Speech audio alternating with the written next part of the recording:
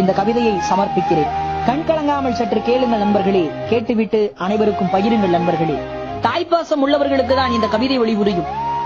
அம்மா, நான் பிறந்து விழுந்த போது உன் சேலைதான் ஈரமானது, நான் உறங்க உன் சேலைதான் ஊஞ்சலானது, நான் பால் அருந்தும் போது உதட்டினை துடைத்தது உன் சேலைதான், எனக்கு பால் கொடுக்கும் போது உன் சேலைதான் எனக்கு திரையானது, நான் மழையில் நனையாமல் இருக்க உன் சேலைதான் குடையானது, நீச்சல் பழக என் இடுப்பில் கட்டியதும் உன் சேலைதான், மழையில் நனைந்த என் தலையை துவட்டியதும் உன் சேலைதான், மாம்பழம் தின்று என் கை துடைத்ததும் உன் சேலைதான் அம்மா, ஆசிரியரின் மிரட்டலுக்கு ஓடி ஒளிந்ததும் உன் சேலைதான், அப்பா அடிக்க வரும்போது என்னை ஒளித்து வைத்ததும் உன் சேலைதான் அம்மா, அண்ணனுக்கு தெரியாமல் மறைத்து வைத்து மிட்டாய் கொடுத்ததும் உன் சேலைதான், காசு எடுத்தால் என்னை கட்டி வைத்து அடித்ததும் உன் சேலைதான், தலைவலிக்கு ஒத்தடம் கொடுத்ததும் உன் சேலைதான் அம்மா. அம்மா,